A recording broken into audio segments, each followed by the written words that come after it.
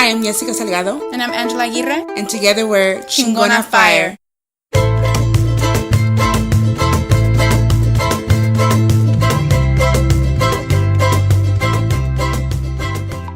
On the worst days, I ask myself, what good is all this body positivity when my own body exhausts me? When I can't forget how uncomfortable I feel in a club unless I drink my weight in tequila?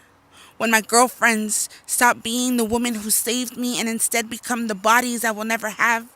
When I seek validation from men's hands on a dance floor, a hot breath on my ear, a strange body naming me beautiful?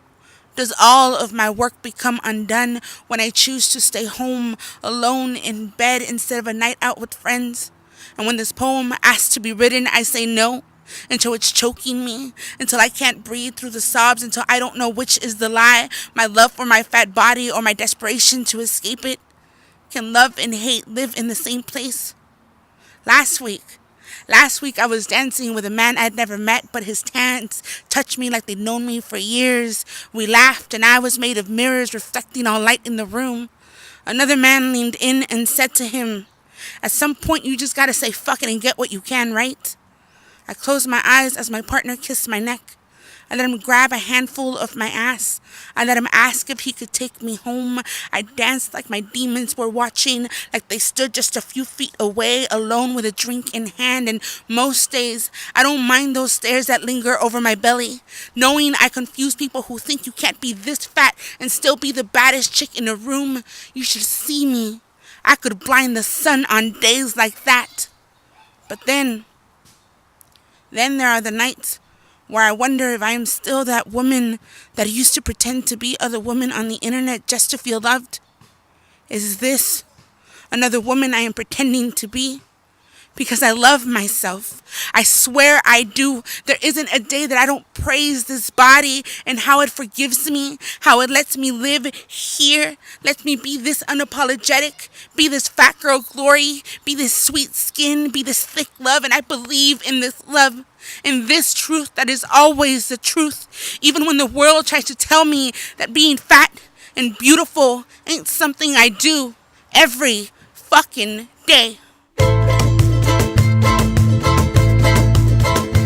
So Yesika and I both share the mind obstacles of anxiety and depression. And those manifest differently for both of us. But what I would say about Yesika is that she always gives me the space to feel exactly what I'm feeling. She doesn't try to change it. She doesn't try to talk me out of it. She always lets me feel exactly what I'm feeling, and she holds space for that. And that's what I really value about our friendship. And for me, Angie's always been very good about pulling me out of my negative self-talk. I can be really hard on myself when I'm dealing with my anxiety and my depression, and I tend to just see failure in everything I do. And Angie's pretty quick to check me on that and to like point out how far I've come and You my do that for me too, though.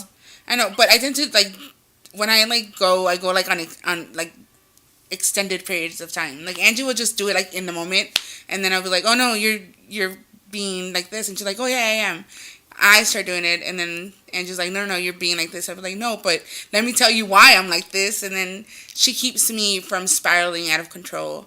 And there's been many times where, like, sometimes just knowing that there's someone that I could text and tell them I'm feeling this in this moment, and there won't be no overreaction. There won't be judgment. No theatrics or anything. It'll just be like, I see you and I understand you. Yeah, that's always a good feeling to know that you're supported, but more than anything, to be understood is something that I think human beings like seek so much, and it's so uncommon to feel understood, and that's why I think our friendship is so important to both of us. And we both have lost our fathers, and our grief has also been a large thread between our friendship, that whenever it's Father's Day or a holiday, like an important holiday, or a parent's birthday, like our father's birthday, or something like really a meaningful day that we know it will be particularly difficult, we both reach out to each other. And for me, I lost my dad a few years before Angie lost hers. So to be able to go back and to help her go through the process and telling her, like, this is, like, I understand how you feel today. This is how I felt, and this is how I worked with this or not, has become kind of like me going back into my past and helping myself.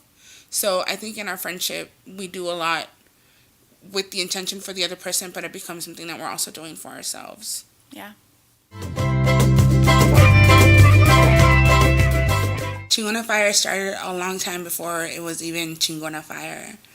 Angie and I, other than relating with a lot of our things in our personal lives, we were also one of the few Latinas in our community, in our space. So we're always like, where are all the other like Latinas? Like, we're in Southern California. Why is nobody else reading or performing? Yeah, the Poetry Lounge community is mostly a Black community, and that's great. But we always, I think, as women of color, well, Latinas in particular, we forget to ask the question, what about us? And it wasn't until we started asking that question actively that we started talking about the fact that there was a deficit in this community, and that our voices were the only two voices that were consistently being heard in that community for a long time.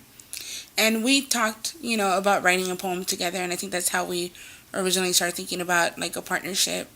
And then so the idea of the poem got bigger to thinking of like doing a little tour together. And then I don't think we ever really imagined Chingona Fire being what it's become. Yeah. I know that when we solidified ourselves was I had a feature. I got booked to do a show earlier this year in January. And the person that booked me like 4 months ahead of time. And she told me, you could bring another poet with you. And at the time, Angie had said, like, I wanted to start doing more performances because she does poetry. We do poetry in different circles. I do a lot of slam, competitive things, a lot of, like, poetry show venues that are very based around slam. And Angie does a lot more community work with her poetry and conferences and those kinds of things. So we were like, we'll figure it out. And I think just leading up to that feature we were going to have together was when Chingona Fire, we found the name. She has a chapbook named Chingona Magic, and that's where we got the name from. And what it means to be, for us, what chingona, the word chingona, well, in Spanish, is a slang term that means badass woman. And so when we look at each other, we see chingonas, and we want there to be this air of sisterhood. We want to promote sisterhood and homegirlism within our community because it's so important. We have reached down and picked each other up from so many different points in our lives, but not only just emotionally and spiritually, but we want to reach down and we want to pick up other people and put them on. And when we say put them on, we mean give them a space to be heard. And so that's why we created Chingona Fire, is because we wanted to curate events for women of color to be heard and not to be in the background, not to be producing, but to actually not just producing, but to be to get their 15 minutes of fame too, because they deserve it and we deserve it. So in our events, it's all women of color, from our vendors to our performers to the two people producing the event. And our dream is to have Chingona Fire become this big family of women, where if someone's looking for a chingona for something, we have chingona lawyers and chingona musicians and painters and anything that they would want. Like, we want to be able to bring all the women that support us and encourage us, and we want to encourage and support them. We want it to be like a sorority.